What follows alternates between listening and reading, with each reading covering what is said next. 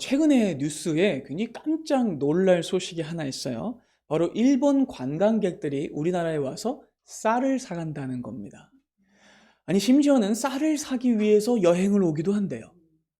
여러분, 이거는 단순히 관광 수입이 조금 늘어난 것 정도로 생각할 일이 아닙니다. 왜냐하면 올해가 을사년이기 때문이에요. 여러분, 지금으로부터 정확히 두 갑자 전인 120년 전이 어떤 해였습니까? 을사늑약이 체결된 해였습니다. 일제가 조선 침략을 정당화하고 불평등 조약을 맺고 외교권을 박탈하고 또 본격적으로 한반도에 쌀을 빼앗아가기 시작한 해가 120년 전 을사년이었어요. 근데 120년이 지나 이제는 일본인들이 조선에 와서 돈을 주고 쌀을 사간다는 겁니다. 여러분, 정말 믿겨지지 않는 일이에요. 지난 역사를 보상받는 느낌까지 들어요. 그럼 여러분, 일본 사람들이 왜 우리나라에 와서 쌀을 사가느냐? 아니, 일본이 훨씬 쌀 생산량이 높은데 왜 이런 일이 벌어지냐 하실 수 있는데, 알아보니까 여러 이유들이 있더라고요. 일단 일본은 쌀값이 잘 안정되지 않는데, 그 이유는 일본의 쌀이 보통 고급 쌀 중심이랍니다. 그리고 올해 작황이 안 좋대요. 또 소규모 농가에서 생산하는 구조라 단가가 높다고 해요. 반면 한국은 대량 생산 구조인데다가 정부가 가격 책정에 직접 참여하기 때문에 공급이 많고 값이 안정적이래요. 게다가 요즘 젊은 사람들 쌀 잘 안 먹습니다. 그러니까 수요가 적어지고 쌀값이 안정화돼 있다는 거죠. 그래서 일본 사람들이 한국에 와서 쌀을 사가는 기현상이 벌어지는 거예요. 일본과 비교하면 거의 한 2배 차이가 난다고 해요. 정말 귀를 의심하게 하는 소식이죠. 왜냐하면 이런 일은 100년 전, 아니 10년 전만 해도 상상하지 못했던 일이기 때문이에요. 우리나라는 5천년 역사 내내 식량 부족에 시달렸던 나라였기 때문입니다. 여러분, 조선의 역사를 보면 그 말기로 갈수록 대규모 밀란이 자주 일어났어요. 먹고 살기가 너무 힘들었기 때문이에요. 중앙정부의 부패, 계속된 사회적 불평등으로 인해서 식량 공급이 잘 되지 않자 백성들은요, 더 이상은 못 살겠다. 탐관오리 몰아내자. 왕도 바꿔보자. 이러면서 농기구를 들고 일어나서 관할을 습격하는 밀란을 자주 일으켰었어요. 그래서 그 횟수를 세어려 보면 놀랍게도 19세기 동안, 그 100년 동안만 5번의 대규모 밀란이 일어났었고, 지역별로 있었던 소규모 밀란만 세하려 봐도 10년에 한두 번 정도 일어났다고 해요. 굉장히 많이 일어났죠. 그런데 그토록 강렬했던 열기에 비해서 대부분의 밀란은 실패로 돌아갑니다. 왜냐하면 나라가 바뀐다는 게, 왕조가 교체된다는 게 그렇게 쉬운 일이 아니기 때문이에요. 그건 정말로 여러 조건들이 다 맞아야만 가능한 일이에요. 이 크레인 브린턴이라는 세계적인 역사학자가 있는데 하버드의 교수였어요. 이 사람이 쓴 책 중에 혁명의 해부라는 책이 있는데, 그 책을 보면 혁명이 성공하기 위해선 여러 요소가 필요하대요. 첫 번째, 구체적인 구체제의 정당성 약화. 두 번째, 경제적 고통과 불평등. 또 세 번째, 행정의 무능력. 네 번째, 지식인과 엘리트들의 비판. 다섯 번째, 명확한 대안 세력의 부상. 여섯 번째, 군 내부의 분열. 같은 것들이 필요하대요.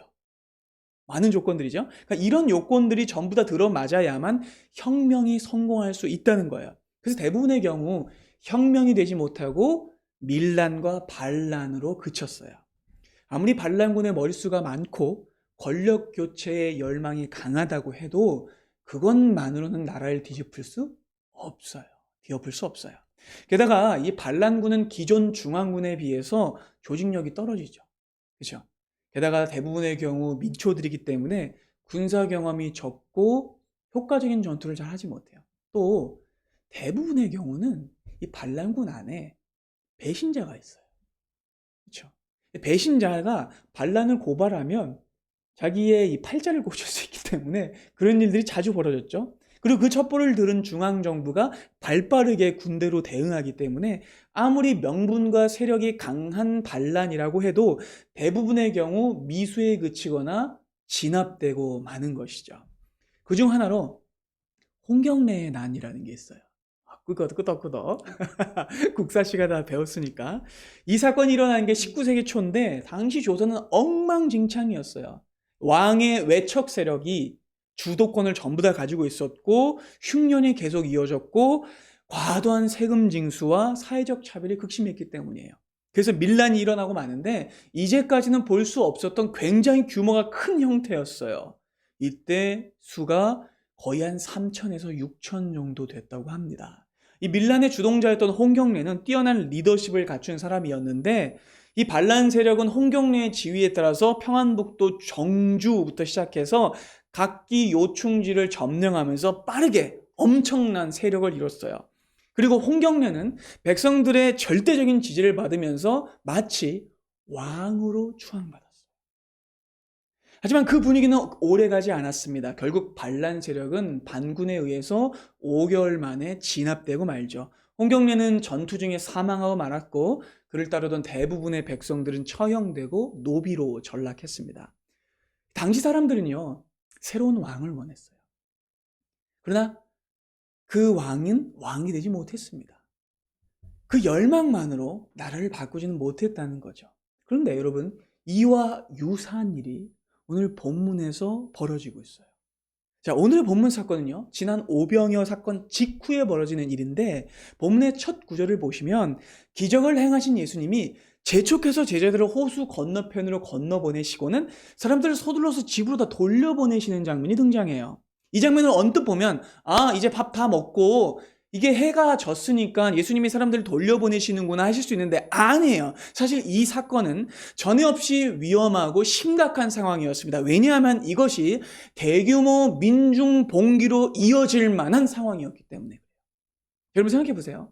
예수님이 오병이어의 기적을 행하셨을 때 그 자리에 있었던 사람들은 어떤 마음을 갖게 됐을까요?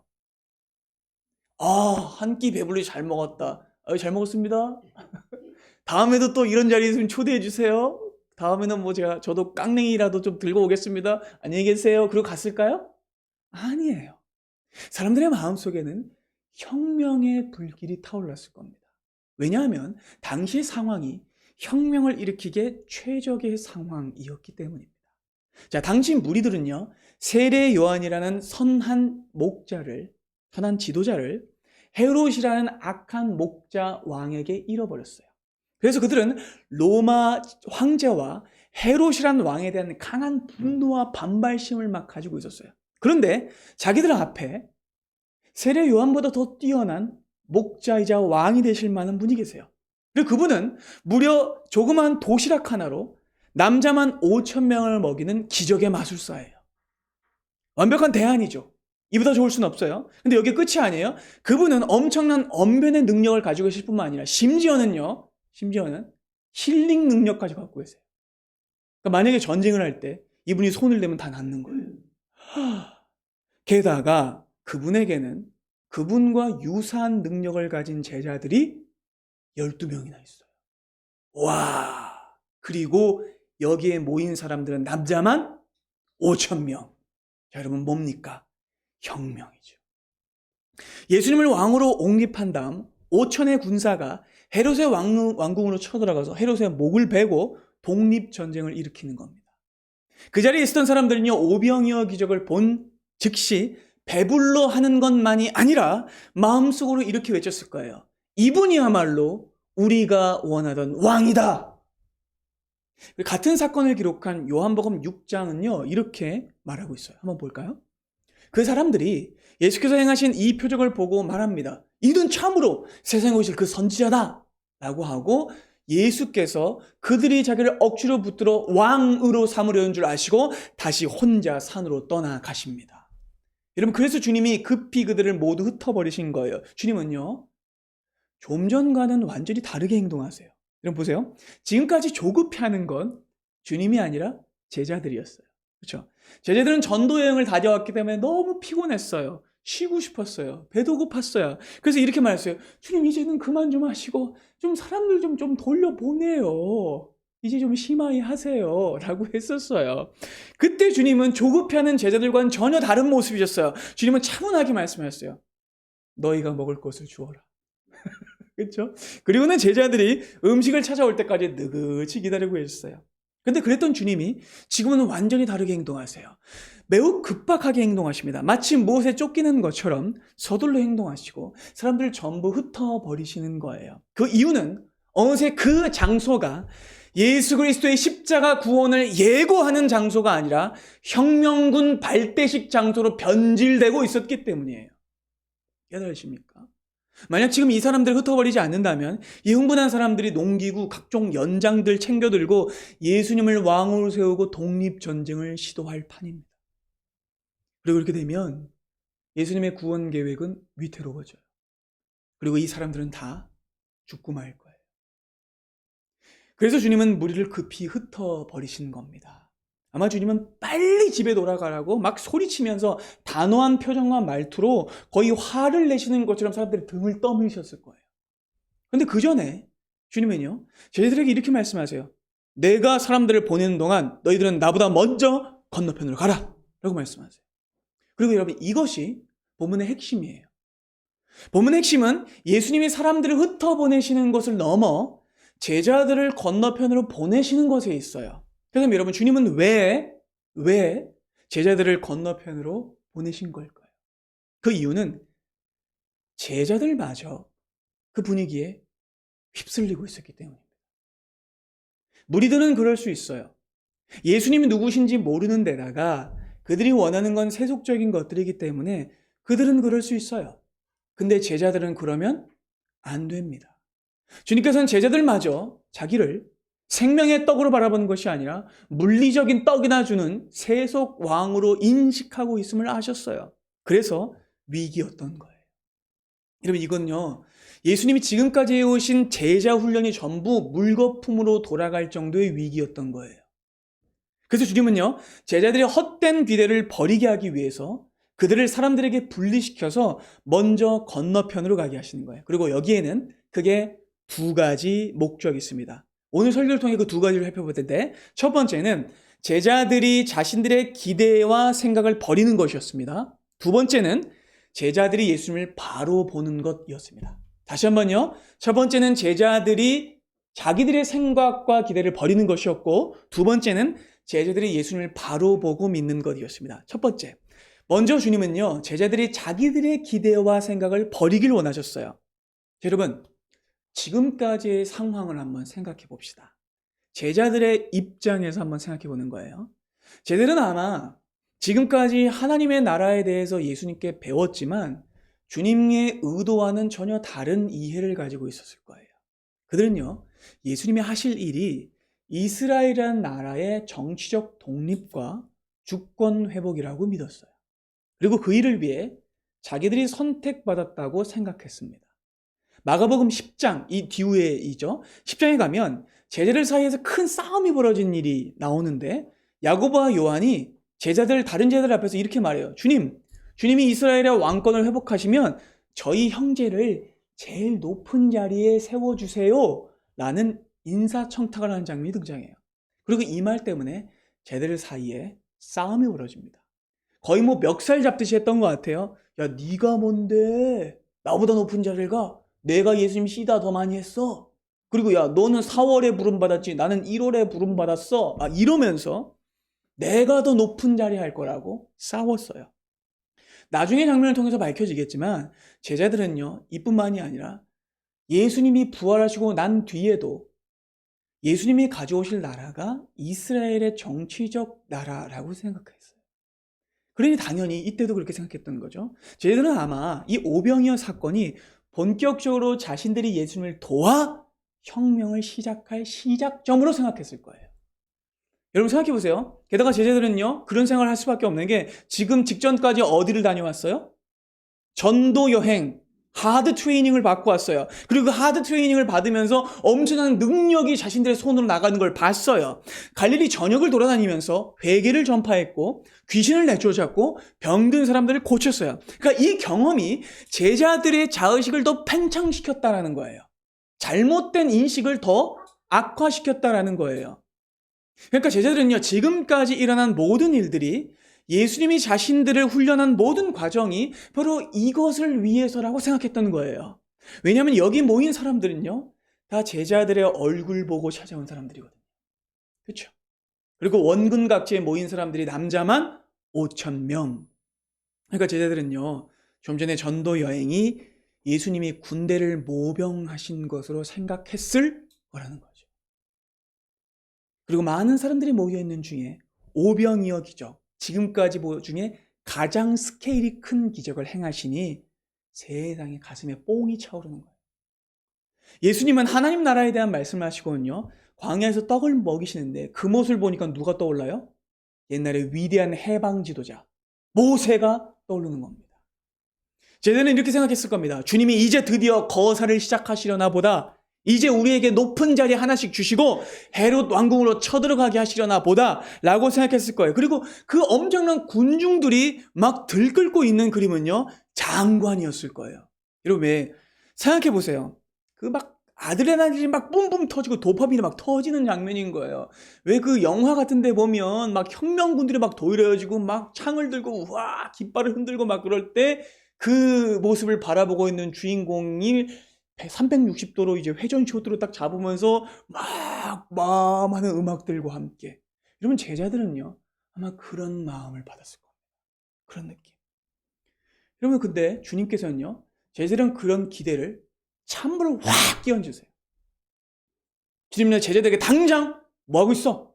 정신 차려. 당장 건너편으로 건너가. 곧 따라갈게 라고 하시는 거예요. 여러분, 이건요 단순한 상황 통제가 아니라 제자들에게 필요한 구원의 조치였습니다. 깨달으십니까? 예수님은요 군중의 열광을 따라 세속적인 왕이 되기 위해 오신 분이 아니에요. 예수님은요 로마 황제나 헤롯 정도만 몰아내는 인간 왕이 아니에요. 주님은요 자기의 백성을 압제하고 영원한 저주와 고통 가운데 살게 한 진짜 나쁜 왕, 사탄과 죽음의 권세를 깨뜨리기 위해 오신 분입니다. 예수의 목적은요 앞서 오병이어를 통해 보이신 그 말씀 그대로예요. 자신의 몸을 찢어 자기 백성들에게 영원한 생명을 주기 위해 오신 분이십니다. 그래서 주님은요 제자들이 오염된 이 구원관을 버리고 정치적인 구원관을 버리고 세상적인 구원관을 버리고 온전한 제자됨을 회복하기 위해 그들을 호수를 건너가게 하신 거예요. 자, 그래서 주님은요 제자들을 보내시고 기도하러 산에 혼자 올라가세요. 여러분, 이때 주님은요 무엇을 위해 기도하셨을까요? 주님은 이렇게 기도하셨을 겁니다. 아버지, 제가 저 사람들의 기대와 환호를 따르지 않게 해 주십시오. 오직 아버지의 뜻을 따르게 해 주십시오. 아버지만을 왕으로 섬기게 하여 주십시오 라고 기도했을 거예요. 그리고 뿐만 아니라 먼저 간 제자들을 위해 기도하셨을 거예요. 그렇죠. 주님, 제자들이 지금 오해하고 있습니다. 나를 잘못 알아보고 있습니다. 저들이 정치적인 메시아를 원하고 있습니다. 아닙니다, 아버지. 저들이 친정한 왕이신 아버지를 바라보고 저를 바라보게 해주십시오 라고 주님은요 홀로 싸우고 계셨습니다. 주님은요 유혹과 싸우고 계셨고 거룩을 위해 싸우고 계셨고 하나님의 뜻을 위해 싸우고 계셨습니다. 그리고 주님은요 제자들을 위해 싸우고 계셨어요. 제자들이 앞으로 자신이 가실 길을 순전하게 따라오도록 기도하겠습니다. 그렇게 주님은 그날 밤 우주적 고독을 삼키시며 운명의 날을 바라보며 기도하고 계셨어요. 그런데 바로 다음 장면을 보시면 매우 흥미로운 대조가 등장하는데 47절을 함께 보시죠. 저물매 배는 어디 있어요? 네, 바다 가운데 있어요. 그리고 예수님은 어디 계세요? 홀로 무태 산에 계세요. 그리고 바람이 거스름으로 제자들이 힘겹게 노전 것을 보십니다. 아주 대조적인 장면이 등장하는데 제자들은 배를 타고 바다 가운데 엄청난 풍랑을 만나서 막 고생하고 있고 예수님은 홀로 무태에서 기도하고 싸우고 계시는 거예요. 그리고 이 장면은요 우리가 지난주에 살펴본 말씀처럼 엄청난 대조 장면이에요. 자, 우리는 앞의 장면에서 헤롯이라는 악한 왕이 벌인 잔치 장면과 예수님이라는 선한 왕이 벌이신 잔치의 대조 장면을 봤어요. 그렇죠? 근데 그것과 동일하게 하나부터 10까지 극명하게 대조되는 또 하나의 대조가 오늘 본문에 등장하는데 좀 가슴 아파요. 왜냐하면 그게 예수님과 제자들 사이의 대조이기 때문에요. 자, 보세요. 예수님은 무태 계시고 제자들은 바다에 있습니다. 예수님은 기도하시면서 하나님을 바라보고 계신데 제자들은 노만 저으면서 파도만 바라보고 있어요. 자, 예수님은 제자들을 바라보고 계신데 제자들은 예수님을 바라보지 않고 있어요. 그리고 다음 장면에도 이런 대조는 이루어지죠. 제자들은 예수님을 유령으로 보는데 주님은 나 자신을 신적 존재로 계시하세요. 제자들은 두려워하는데 주님은 두려워하지 말라라고 말씀하세요. 여러분, 이 대조가 무엇을 의도하는지 아시겠죠? 제자들은요, 믿음이 없었습니다. 그리고 이 장면은요, 분명 앞서서 제자들이 풍랑을 만났던 장면을 떠오르게 만들어요. 여러분, 그렇다면 이때 제자들은 어떻게 해야 했을까요? 기도했어야 합니다. 누구처럼? 예수님처럼. 그리고 어떻게 구체적으로 기도했어야 하냐? 예수님이 이전에 어떻게 풍랑을 잠잠하게 했어요? 말씀만으로. 그렇다면 그 말씀만으로 풍랑을 잠잠하게 하셨던 예수님을 의지해서 기도했어야 해요. 그렇죠? 아버지 하나님, 예수님께서 풍랑을 말씀만으로 잠잠하게 하셨습니다. 그 예수님을 의지합니다. 하나님을 의지합니다. 그러니 이 풍랑을 잠잠하게 해주십시오라고 기도했어야 했어요. 근데 제자들은요, 기도하지 않고 노만 죽어라졌는 거예요. 그렇게 성공적인 전도 여행을 다녀왔음에도 그들의 구원관이 정치적인 구원관이었기 때문에 예수님의 의도를 알아채지 못하는 거예요. 그렇게 우리는 이 제자들의 모습을 통해 믿음 없는 우리의 모습을 또한 보게 돼요. 우리도 그렇죠. 교회를 잘 다닙니다. 예수를 믿습니다. 직분도 있습니다. 헌신도 합니다. 헌금도 드립니다. 봉사도 합니다. 그런데 우리도 제자들과 똑같이 예수님을 내 방식대로 이해하려고 해요. 예수님의 구원을 내 인간적인 속성과 인간적인 과제를 해결하는 식으로 이해하려고 해요. 내가 원하는 형태의 왕으로 생각하려고 합니다. 주님은 내 개인의 욕망과 사람들의 필요를 채워주는 왕으로 오지 않으셨는데 나는 계속 그런 왕만 원하고 있어요. 여러분, 그런데 주님은 그런 왕을 거부하시죠. 그래서 주님은 제자들을 구원하시기 위해, 그리고 우리를 구원하시기 위해 우리를 풍랑 속으로 보내십니다. 아멘이 되세요? 우리를 풍랑 속으로 보내세요. 그러니까 여러분, 제자들이 풍랑 속으로 가게 된 이유는 그들이 죽기 위해서가 아니라 살기 위해서였다는 겁니다. 근데 그럼에도 불구하고 너무나 안타까운 건 제자들이 여전히 믿음 없이 행동하고 있다는 거예요. 주님은 기도를 기대하셨어요. 근데 제자들은 기도하지 않고 너만 죽어라 졌는 거예요. 근데 여러분, 놀라운 사실이 하나 있는데 이렇게 제자들이 믿음 없는 모습을 보임에도 불구하고 긍정적인 효과가 하나 있다는 거예요. 그게 뭐냐면 제자들이 열심히 노를 젓느라 아까의 인간적 기대를 전부 다 잊어버렸다는 거예요. 지금 그들에게 제일 중요한 건 뭐예요? 사는 거예요. 무조건 이 풍랑을 어떻게든 지나가는 거예요. 그러니까 주님을 독립군 지도자로 삼고 내가 높은 자리에 올라 위세를 떨려고 했던 그 사고방식을 완전히 버리게 됐다는 거예요. 왜요? 풍랑이 찾아왔기 때문이에요. 여러분, 예수님께서 우리의 인생 가운데 때때로 풍랑을 주시는 이유는 우리의 인간적 기대를 내려놓게 하시기 위해서예요. 깨달아주십니까? 그것이 우리를 살리는 길이 돼요. 그때 우리는 주님만 의지하게 됩니다.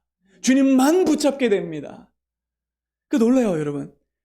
우리의 인생에 고난이 찾아온 이유가 주 예수 그리스도를 온전히 바라보게 하시는 하나님의 지혜라는 거죠. 그리고 여러분, 이때가 밤 사경이라고 하는데 로마 시간으로 하면 제일 어두운 새벽 3시에서 6시예요.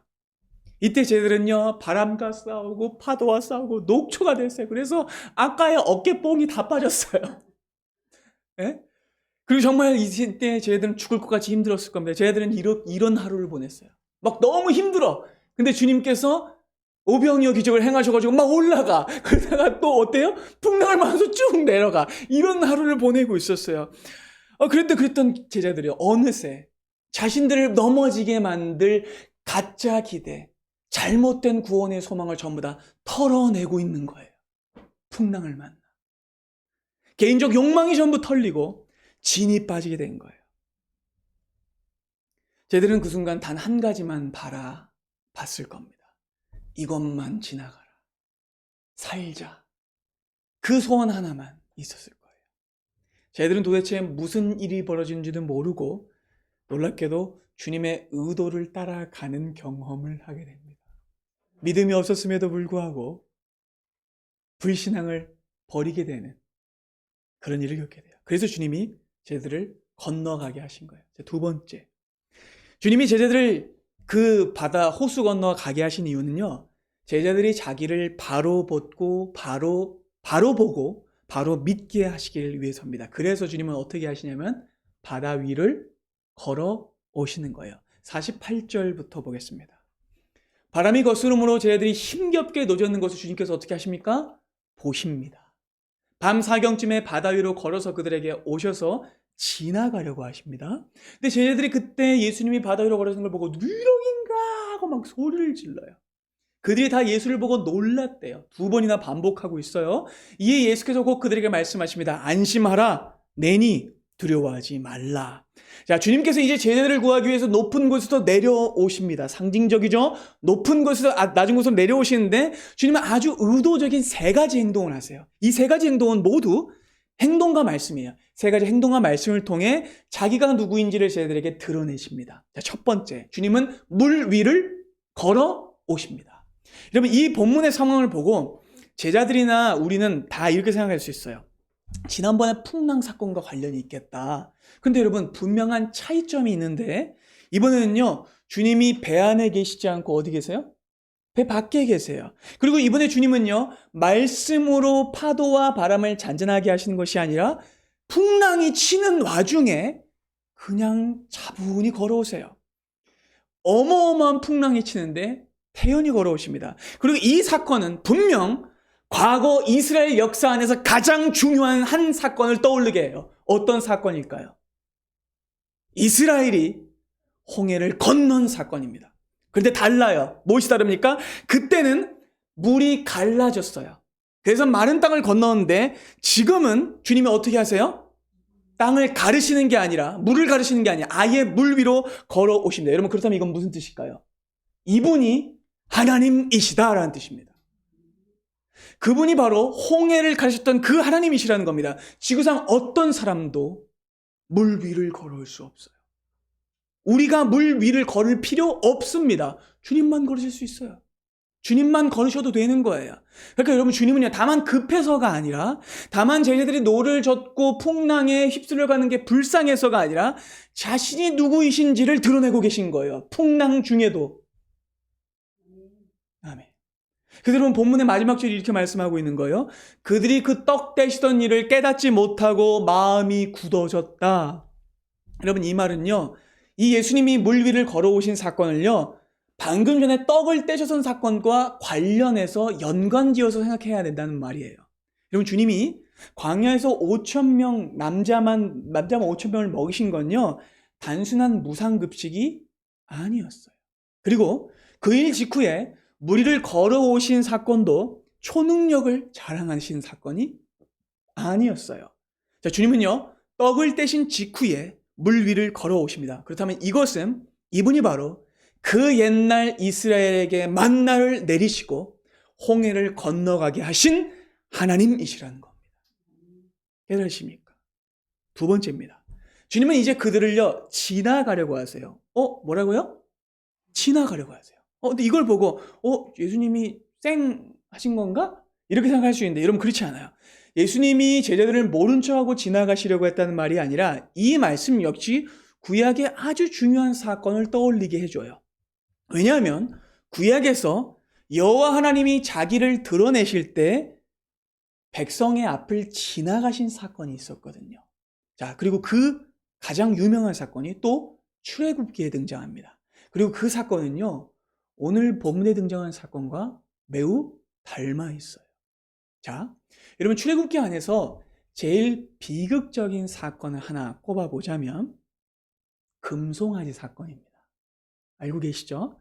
이스라엘 백성들은 모세가 하나님께 십계명을 받기 위해서 시내산에 올라가 있는 동안 불안했어요. 그래서 뭘 만들어요? 금송아지를 만들고 뭐라고 말합니까? 이 송아지가 우리의 왕이다 라고 말해요. 깨달으십니까? 이 송아지가 우리를 이끌어낸 왕이다 라고 말해요. 그리고 그때 하나님은 진노하시죠. 하나님은 얼마나 진노하셨는지 모세가 이 십계명 돌판을 던져서 깨뜨린 것보다 더 크게 진노했어요. 하나님은 너무나 실망하셨고 자기를 금송아지로 여기는 이스라엘 백성들을 보고 너무나 진노하셨습니다. 그래서 주님은요 모세에게 이렇게 말씀하세요. 모세야, 네가 데리고 가라. 난 이 백성들 데리고 못 가겠다. 네가 데리고 가라. 근데 그때 모세는 가슴이 철렁 내려. 주님, 제가 어떻게 이 백성을 이끌어내요? 이 백성은 주님의 백성입니다. 그러지 마시고 저를 앞서 이 백성을 이끌어 주십시오. 그래서 주님이 그래, 알겠다. 내가 이끌어 가겠다 라고 하세요. 근데 이때도 모세는요 불안한 거야. 하나님, 그렇다면 사인 하나만 보내주세요. 하나님이 우리를 버리지 않고 우리가 이 죄악됨에도 불구하고 하나님이 우리의 왕이 되어 우리를 이끌어 가신다는 것을요 하나님 좀 보여주세요 라고 말하자 하나님이 어떻게 하시냐면 내가 좋다. 너를 지나 앞으로 가겠다. 내가 앞서간다는 것을 보여주겠다 라고 하면서 출애굽기 33장에 이렇게 말씀하세요. 네가 내 얼굴은 하지만 보지 못할 것이다. 왜냐하면 나를 본 죄인은 죽게 되기 때문이다. 여호와께서 이렇게 말씀하십니다. 보라, 네 곁에 한 장소가 있으니 너는 그 반석 위에 서거라. 내 영광이 너를 지나갈 때에 내가 너를 반석 틈에 두고 내가 지나도록 너를 잠깐 손으로 덮었다가 손을 거두리니 내가 너를 지나간 다음에 내 등을 볼 것이요 얼굴은 보지 못할 것이다. 여러분 보세요. 그때 모세는 자기의 앞을 지나가는 여호와 하나님을 보였어요. 자기를 이끌어 가시는 여호와 하나님을 봤어요. 그리고 그때 모세가 겪은 사건은 오늘의 본문 사건과 매우 닮아 있어요. 보세요. 물론 본문에는 금송아지는 등장하지 않습니다. 그러나 사람들의 반응은 똑같죠. 그 베스라 뜰에 모인 사람들은요, 예수님을 자신들이 원하는 왕으로 삼으려고 했어요. 그 왕은 어떤 왕일까요? 금송아지 같은 왕입니다. 깨달으십니까? 이번에도 그런 일이 벌어져요. 그러나 예수님은요, 그 요구를 거절하시고 제자들을 살 길로 내보내십니다. 그리고 이때 여러분 놀라운 사건이 벌어지는데 이때 주님은 등을 보이시는 것이 아니라 자신의 전부를 제자들에게 보여주십니다. 너무나 놀라운 장면이죠. 그런데 그럼에도 불구하고 제자들은 깨닫지 못하고 예수님을 뭐라고 봐요? 유령이라고 봐요. 제자들은 막 소리를 치고 막 난리를 벌입니다. 여러분 이때 헬라어 원문을 보면요 진행형이에요. 계속 소리쳤다라는 거예요. 세상이 얼마나 막말입니까? 우리 주님을 보고 유령이라니. 그래서 주님께서는 이번에도 제자들을 불쌍히 여기십니다. 왜냐하면 그의 마음속에는 뭐가 있어요? 사랑의 불기둥이 있거든요. 제자들을 여전히 불쌍히 여기십니다. 그래서 세 번째 이렇게 말씀하시죠. 내니 두려워하지 말라. 여러분 예수께서 자신을 하나님으로 드러내는 가장 결정적인 말씀이에요. 그리고 이 말은 하나님만이 하실 수 있는 말입니다. 왜냐하면 출애굽 당시에 하나님이 모세를 처음 부르실 때에 모세가 하나님께 물어봅니다. 하나님, 저는 말을 할 줄도 모르고 저는 부족한 사람입니다. 그리고 이스라엘 백성들이 하나님이 나를 보내셨다고 할 때 누가 보내셨다고 합니까? 라고 말했을 때 하나님이 뭐라고 말씀하십니까? 나는 스스로 있는 자다. 나는 곧 나다. I am that I am. 스스로 있는 내가 너를 보냈다라고 해라라고 말씀하십니다. 그리고 그때 모세에게 하셨던 그 말씀을 예수님이 반복하시는 거예요. 나니 두려워하지 말라. 이 말씀을 통해 예수 그리스도께서는 자신이 하나님이심을 드러내고 계신 겁니다. 그리고 마침내 그 주님께서 제자들의 앞을 지나 배 위에 올라타시자 어떤 일이 벌어집니까? 51절 봅니다. 배에 올라 그들에게 가시니 바람이 그치는지라. 제자들이 심히 놀라니 이는 그들이 그 떡 떼시던 일을 깨닫지 못하고 도리어 그 마음이 둔하여졌음이러라. 또 한 번 바람이 창조주를 만나 슉 잠드는 일이 벌어집니다. 근데 여러분 본문은요 여기서 끝나지 않고 제자들이 믿음 없었다는 것을 집중 조명하면서 끝내고 있어요. 그리고 이것은 우리에게 너무나 중요한 질문과 도전이 됩니다. 여러분 오늘의 본문의 사건은요 예수님이 자신이 누구인지를 알리는 너무나 완벽한 계시 장면이에요. 그냥 물 위를 단순히 걸어오신 장면이 아니에요. 이 본문에 등장하는 연속적인 세 개의 행동과 말씀은요, 예수님이 자신이 하나님이심을 드러내는 너무나 완벽한 실물 계시 그 자체였습니다. 그런데 본문에 등장하는 제자들은요, 예수님이 자신의 흐릿하게 드러내신 것도 아니고 뒷모습만 드러내신 것이 아니고 완전하게 계시했음에도 불구하고 예수 그리스도를 구세주로 보고 있지 못해요. 그들은 여전히 마음이 둔한 상태였습니다. 그리고 이것은 마가복음이 가장 강도 높게 책망하는 불신앙입니다. 여러분, 지금 제자들이 믿음이 없었다, 마음이 둔하였다라고 쓸 때 쓰이는 이 동사가 우리가 이미 앞에서 만났던 동사예요. 바로 4장에 등장했던 씨 뿌리는 비유에서 열매 맺지 못했던 돌짝밭, 길가밭, 가시밭, 그 밭들이 믿음 없었다라고 할 때 쓰인 동사가 누구에게 쓰이고 있어요? 제자들에게 쓰이고 있어요. 그리고 이 동사는요, 바로 앞에 등장했던 헤롯에게 쓰였던 동사예요. 근데 본문의 저자인 마가는 이 부정적인 표현을 제자들에게 쓰고 있는 거예요. 왜냐하면 제자들이 예수님과 같은 배를 탔음에도, 하나님을 실제로 만났음에도 여전히 깨닫고 있지 못했기 때문입니다. 제자들은 다만 기적만 볼 뿐 예수님은 보지 못했습니다. 그들 자신의 현실적인 상황만 볼 뿐 자기의 생각에 가려 주님은 온전히 보고 있지 못했습니다. 그리고 이러한 책망은 이 자리에 있는 우리를 향합니다. 여러분은 지금 어디를 보고 계십니까? 혹시 기적만 구하고 계시는 않습니까? 현실만 바라보고 내 상황만 생각하고 예수님을 내가 원하는 금송아지처럼 여기려는 마음을 가지고 있지는 않습니까? 그렇다면 이 말씀을 통해 예수님을 온전히 바라보십시오. 주님은 제자들을 지나가셨습니다. 그리고 실제로 주님은 그들을 앞서 거슬러 가셨죠. 주님은 사람들의 기대를 거스르는 항해를 하셨고 제자들의 욕망과는 반대로 가는 길로 가셨으며 오직 아버지 하나님이 가라고 하신 길로만 가셨습니다. 주님은 그리고 겟세마네 동산에서도 기도하신 뒤에 죽음의 폭풍 속으로 홀로 들어가셨습니다. 그리고 주님은 제자들을 앞서 죽음을 지나가셨고 다시 살아나셨습니다. 그리고 그 길이 우리가 가야 할 길입니다. 여러분, 우리도 모든 것을 거슬러 가야 돼요. 사람들이 가는 길로 가서는 죽을 수밖에 없어요. 사람들의 요구와 기대를 거슬러 가야 합니다. 내 자신의 기대와 욕심을 거슬러 가야 합니다. 내가 최우선으로 여기는 금송아지와 내가 생각하는 왕의 그림을 거슬러 가야 합니다. 그리고 그 길을 지나갈 때 아마 여러분들은 풍랑을 만나게 될 거예요. 괴로이 노를 젓게 될 수도 있어요. 고난을 만나게 될 수도 있습니다. 그러나 분명한 사실이 있으니 그것은 그 풍랑을 지나갈지라도 주님이 함께 하시며 여러분들을 살리실 거라는 사실입니다. 사랑하는 여러분, 주님은 여러분들이 괴로이 노 젓고 있는 것을 다 보고 계세요. 아멘. 주님은 보고 계십니다. 그리고 지금도 그분은 여러분들을 위해 말할 수 없는 탄식으로 기도하고 계십니다. 그리고 주님은 그 시간을 통해 아마 여러분들의 세속적 사고와 잘못된 구원관을 깨뜨리실 겁니다. 그래서 여러분, 선한 목자 되신 주님을 따라 그 거스르는 항해를 따라가십시오. 가다 보면 어느새 여러분들 그 풍랑을 완전히 지나가게 될 것입니다. 여러분, 정말 놀라운 사실이 있는데 여러분, 오늘의 설교를 들으시면서 지난주와 함께 막 구약에 있었던 그림들이 전부 다 떠오르지 않으세요? 주님이 전부 그 그림을 종합해서 말씀하고 계신 거예요. 근데 또 놀라운 게 오늘 본문을 보면 마지막 이 53절, 오늘의 본문을 지나서 53절을 보면 이런 구절이 나와요.